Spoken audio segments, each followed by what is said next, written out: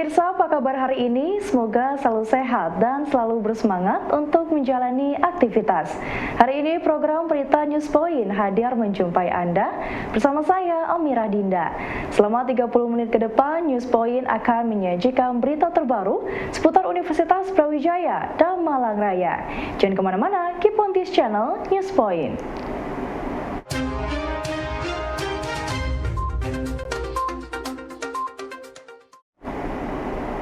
Pemirsa, Baitul Ma'al Hidayatullah bersama dengan Nusantara Gilang Gemilang menyalurkan wakaf sumur bor untuk pesantren Darul Hidayah Kota Malang.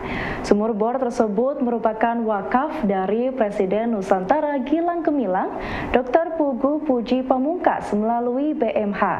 Pugu mengatakan NGG memiliki program pesantren Gemilang yang melakukan kegiatan dalam bidang kesehatan dan lingkungan di berbagai pesantren.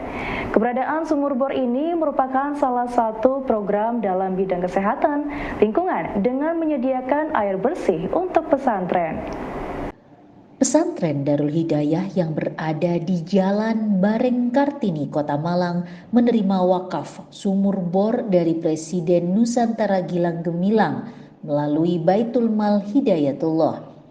Sumur bor ini diperuntukkan untuk pesantren dan warga di sekitar pesantren. Keberadaan sumur bor ini dirasakan manfaatnya bagi warga pesantren karena kebutuhan air dalam aktivitas keseharian di pesantren cukup banyak. Dengan adanya sumur bor, maka biaya untuk penyediaan air bersih dapat berkurang. Sumur bor ini merupakan sumur bor yang kedua untuk pesantren di Kota Malang dan ke-19 untuk pesantren di Malang Raya. Salah satu program yang kita lakukan di Nusantara Gilang Gemilang, kita punya program namanya Pesantren Gemilang. Dan salah satunya adalah selain kita juga rutin melakukan pengobatan gratis di pesantren-pesantren, kita juga kemudian menginisiasi untuk melakukan atau mengadakan sumur bor di pesantren-pesantren karena kita paham betul bahwa pesantren ini adalah tempat madrasah untuk mencetak para generasi bangsa yang memiliki kualitas. Nah, kalau kemudian pesantren ini menjadi pusat mencetak generasi bangsa yang berkualitas, memiliki fasilitas yang mumpuni, maka kita berkeyakinan bahwa generasi yang berkualitas, yang berdaya saing, yang kemudian akan nanti mampu menghadirkan bangsa dan negara Indonesia yang berdaulat, yang bersaing dengan negara-negara yang lain akan bisa terwujud begitu. Keberadaan air bersih menjadi kebutuhan vital bagi pesantren di Jawa Timur. Namun ketersediaan air bersih yang memadai belum sepenuhnya dapat tersedia dengan layak. Hal inilah yang menjadi perhatian Baitul Ma'al Hidayatullah dengan membuat program sedekah dan wakaf sumur bor. Lukman dari BMH Malang mengatakan bahwa saat ini di Jawa Timur sudah terrealisasi sebanyak 121 program sumur bor untuk berbagai pesantren. Dari jumlah tersebut sebanyak 19 berada di Kabupaten dan Kota Malang. Baitul Mal Hidayatullah memiliki program untuk membantu penyediaan air bersih bagi pesantren. Melalui program sedekah dan wakaf sumur bor, BMH sudah merealisasikan 19 sumur untuk pesantren di Malang Raya. Program ini merupakan salah satu bentuk dukungan dari BMH bersama mitra bagi pesantren dalam mencukupi kebutuhan air bersih. Sumur bor tersebut dapat dimanfaatkan oleh santri dan warga di sekitar pesantren. Dengan adanya air bersih diharapkan dapat mendukung kelancaran keseharian kegiatan pesantren. Program sumur bor dari Baitul Mal Hidayatullah ini termasuk peresmian yang ke-19 di kantor Gerai Malang. Dan untuk di Jawa Timur, alhamdulillah kita sudah merealisasikan 121 program sumur bor di seluruh Jawa Timur. Dan ini sangat bermanfaat dan insya Allah program sumur bor ini khusus kita realisasikan di pertama adalah pesantren, kemudian yang kedua adalah madrasah diniyah, yang ketiga adalah TPK-TPK di pelosok Nusantara dan khususnya Jawa Timur dan pada umumnya di Malang Raya. Kemudian yang kedua, tujuan dari program sedekah sumur bor ini realitas di Indonesia, khususnya di Jawa Timur dan Malang ini, soal kesulitan air ini sudah menjadi problem tidak hanya kepada masyarakat umum dan problem untuk para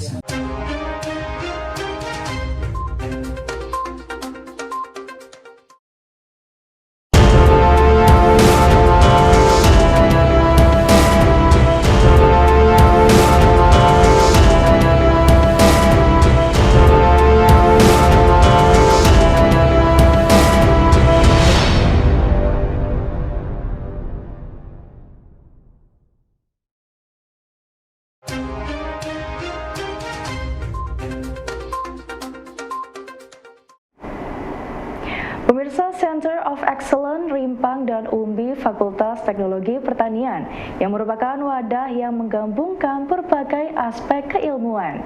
Dekan Fakultas Teknologi Pertanian Profesor Yusuf Hendrawan mengatakan bahwa COE menggabungkan aspek keilmuan produksi, teknologi, mesin hingga model bisnis. Beberapa aspek keilmuan tersebut yang nantinya akan membentuk pengembangan Rimpang dan Umbi yang siap untuk bersinergi dengan UKM dan industri.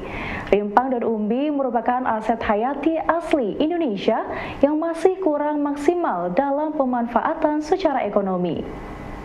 Pengembangan riset umbi dan rimpang hingga menjadi produk yang siap digulirkan membutuhkan berbagai aspek keilmuan. Beberapa aspek yang terlibat adalah aspek produksi, teknologi, permesinan, hingga model bisnis. Beberapa aspek tersebut akan berpadu dalam pengembangan riset agar dapat menghasilkan produk yang siap digulirkan. Nantinya Center of Excellence ini akan berkolaborasi dengan pelaku UKM dan industri dalam pengembangan hilirnya. Saat ini pemanfaatan rimpang dan umbi masih belum maksimal sehingga manfaat fungsionalnya belum mampu mendongkrak ekonomi masyarakat. Integrasikan aspek produksi, aspek pengembangan produk, pengembangan mesin dan teknologi, serta pengembangan model bisnis dan teknik komersialisasi yang sesuai untuk proses hilirisasi hasil penelitian sehingga produk dapat diterima oleh masyarakat dan industri. Sarana pemusatan konsentrasi tersebut difasilitasi oleh Center of Excellence Dupers and Root Fakultas Teknik Pertanian Universitas Brawijaya. Penurunan ekspor Jawa Timur pada bulan Februari disebabkan oleh turunnya dua komoditas ekspor, yakni industri pengolahan dan tambang.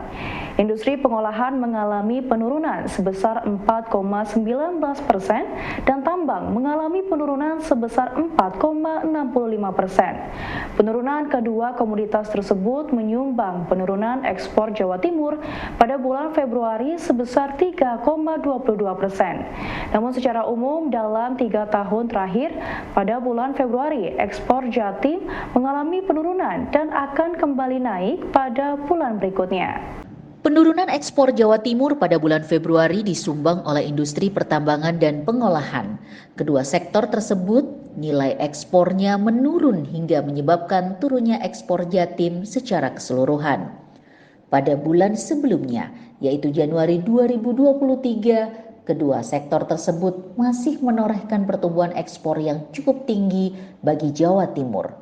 Kedua sektor ini merupakan andalan Jawa Timur dalam ekspor non-migas. Kedua komoditas tersebut memiliki nilai nominal yang besar dalam struktur ekspor.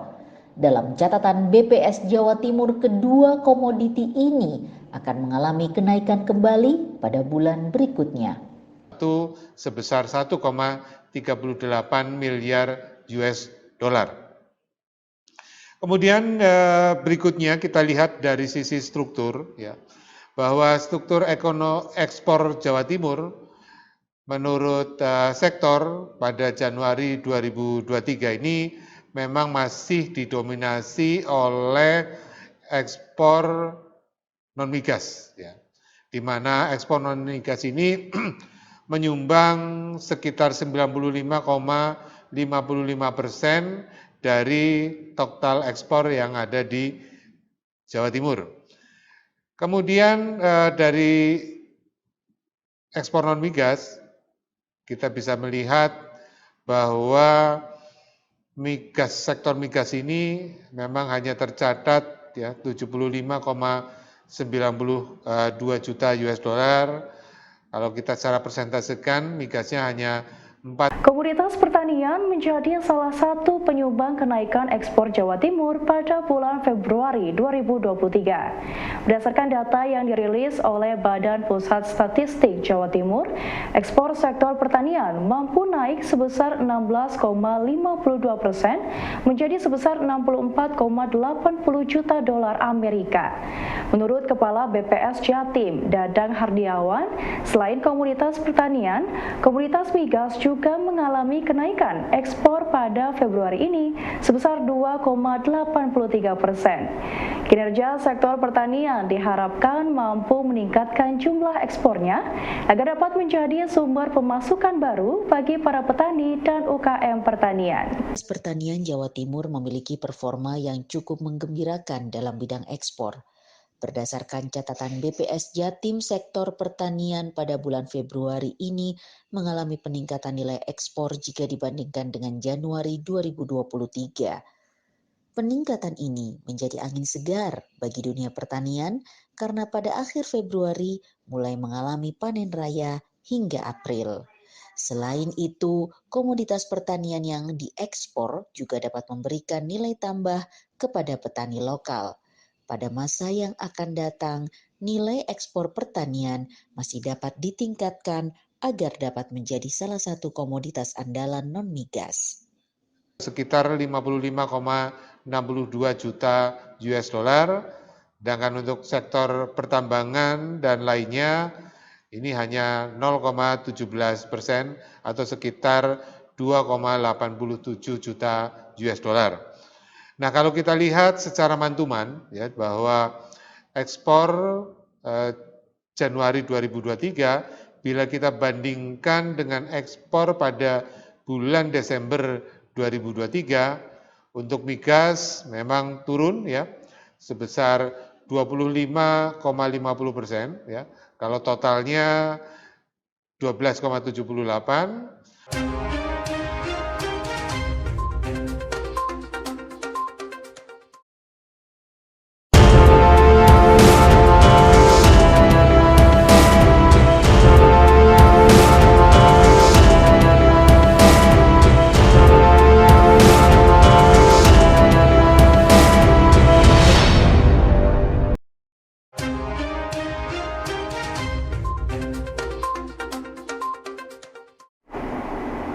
Pemirsa, Balai Latihan Kerja yang ada di berbagai daerah dapat melayani peningkatan kemampuan bagi warga yang membutuhkan.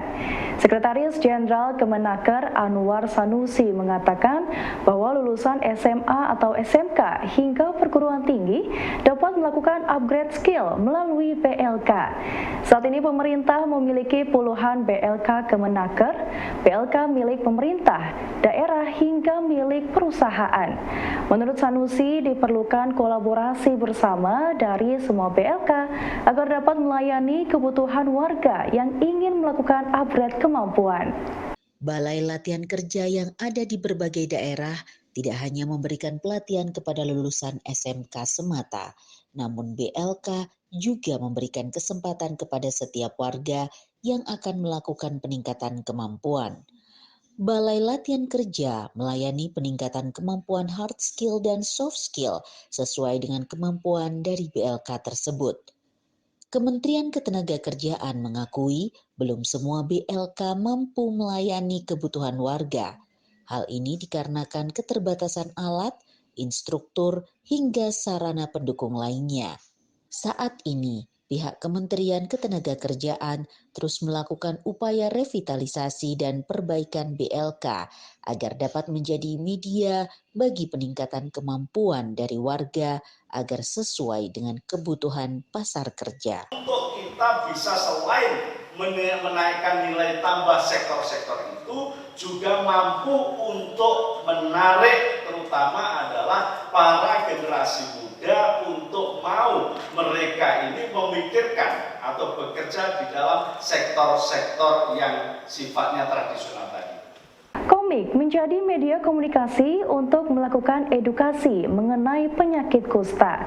Langkah kreatif ini dilakukan oleh kelompok studi dermatologi sosial Perdoski di Ambon. Dr. Delia yang menjadi ketua kelompok studi dermatologi sosial mengatakan bahwa edukasi melalui komik dilakukan timnya bersama dengan Kata Mataku merupakan upaya agar tidak terjadi stigma terhadap penyakit kusta. Menggunakan komik, Delia melakukan storytelling dan tanya jawab dengan siswa SD di Ambon.